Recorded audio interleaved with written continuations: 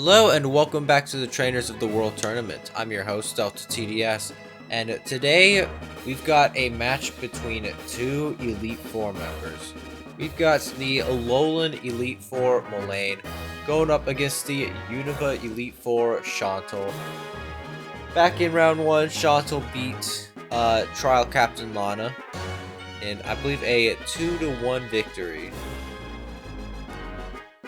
She stands here in match 74, going up against another Elite Four member, this time a Steel type. Molayne's got the Z Crystal, as Shauntal, as we've all seen, has that Mega Banette. Once these trainers are ready, we can begin at match number 74.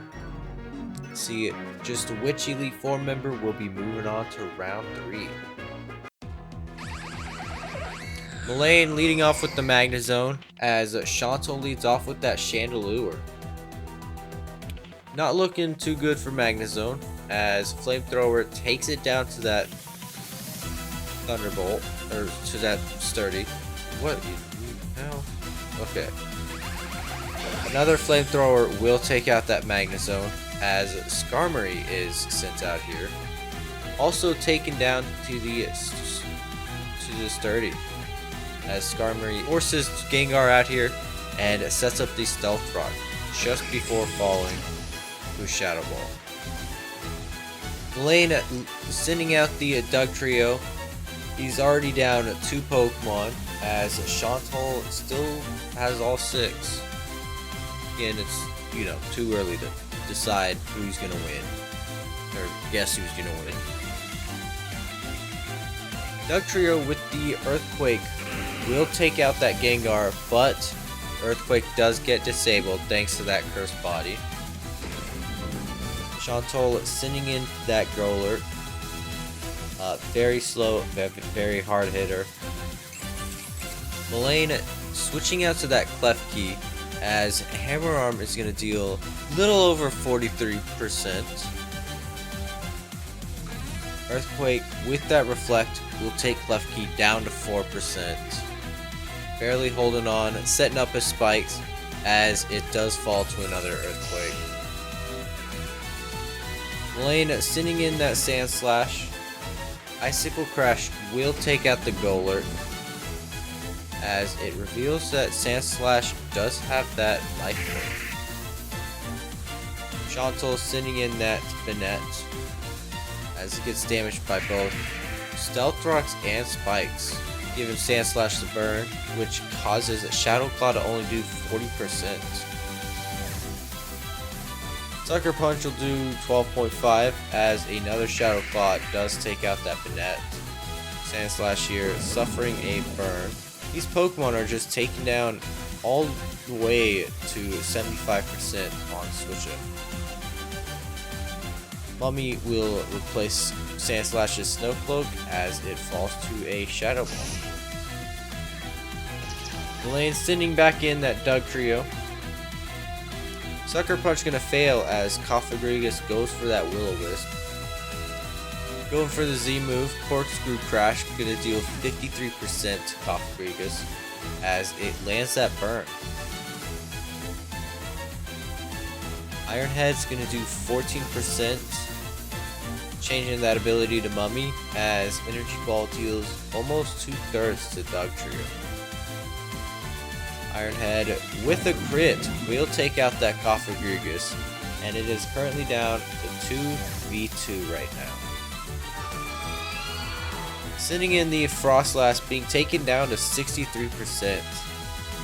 I'm getting intel that Chandelure will immediately die upon switching, so it's just down to Frostlass. And a Bullet Punch will finish off that Frostlass. Chandelure coming back out. Molayne takes game number 1. It was a close match between both trainers. Setting up the spikes, setting up the Stealth Rocks, dealing quite a lot of damage just from switching out on Shauntal's team. We are back on the field for game number 2. If Shauntal does want to win this, she will have to make sure. I doubt she can really get rid of the Stealth Rocks easily. but maybe get rid of those spikes. Like, take out Klefki before it can set those up. But once these trainers are ready, we can begin game number 2. And see if Shauntal can take this to a game 3. Molayne starting off with the Sand Slash. Shauntal setting up the Binet. And getting a Will-O-Wisp on that Sand Slash. Shadow Claw will deal 57% to that Gengar as it's switched in here.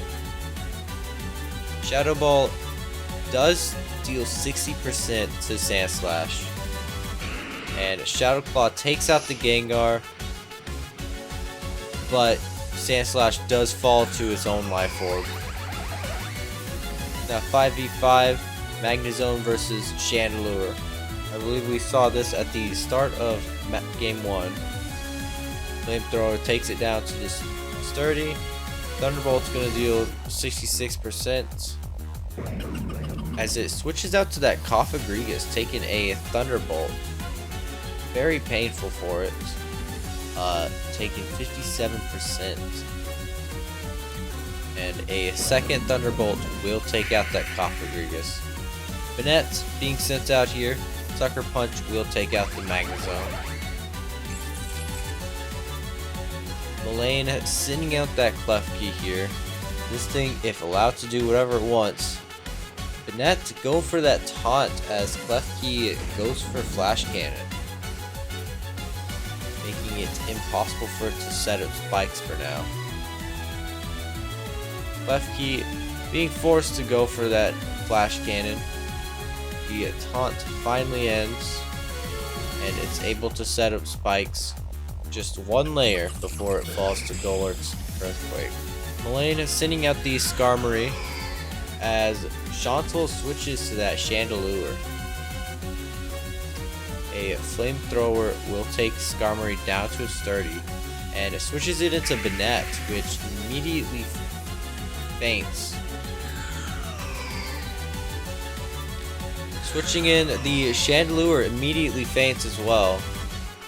Shauntal's down to 2 Pokemon here, as Molayne has 3. Basically 2. Frostlass is going to take quite a bit of damage from those Stealth Rocks and Spikes. Even though it looks like it's floating for forever. Frostlass with the Shadow Ball will take out the Skarmory, and Dugtrio is sent in here. Ironhead's going to take out the Frostlass, and it's all down to Golurk. From both hazards, it takes 30 down to 31%, and Corkscrew Crash does finish it off. Molayne taking a game number 2, showing up Shauntal and leaving her behind as he goes on to round 3, where he will be going up against the winner of tomorrow's match, either Claire or Nessa. Thank you so much for watching, and until then, take care.